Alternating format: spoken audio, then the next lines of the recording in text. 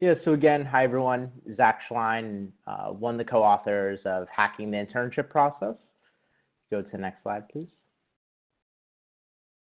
So the book is really documented for MBA students who, in the beginning of the book, I don't know exactly what I'm looking for. To the end is to nail down that internship offer. And in the book, there's a number of hacks, again, leveraging different tools and resources, and even the emails that I used are provided in the book, so you could actually just grab them, customize them a bit to your liking, and then send them off. So the first thing that you need to make sure you nail down is the elevator pitch. And the elevator pitch is obviously extremely important because you never know who's going to be in that elevator, quote unquote, with you.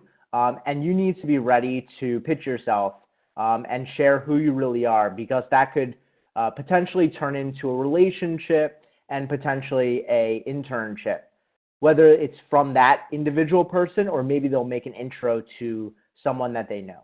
So in your elevator pitch, obviously mention your name, what you're studying, the program you're a part of, and then make sure it's tailored based off of them. So you always ask them first, who are they?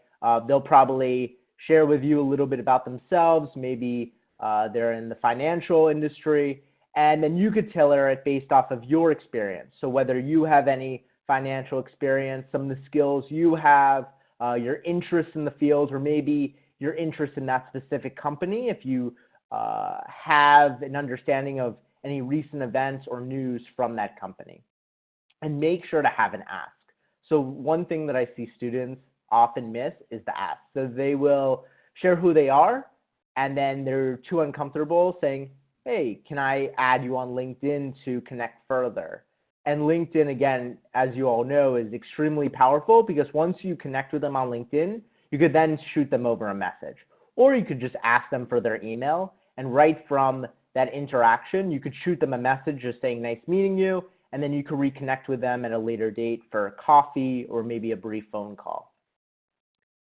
So in terms of networking, so a large portion of the book goes into how to network effectively and using different hacks and techniques to get to the front line and build relationships.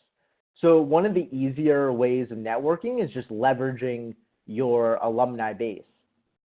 So that's the power of going to an MBA program, is that oftentimes alumni are working at different employers that you're extremely interested in working for.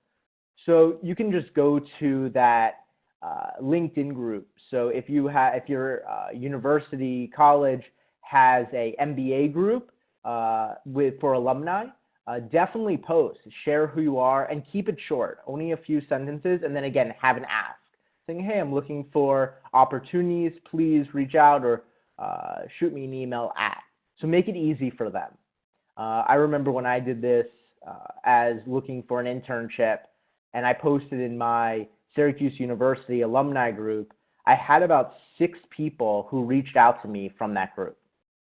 Again, you want to try as many different tactics and strategies as possible, because you never know who that one individual will be that may introduce you to someone or potentially put your resume in for you. Because as you all know, when you apply for an internship, there may be 1,000 other people applying for that program or specific role. So how do you get to the front of the line? And oftentimes, one of the best ways of getting into the front of the line is when an employer, someone at that company, puts in your resume for your behalf, because then your resume gets to the very top of the pile.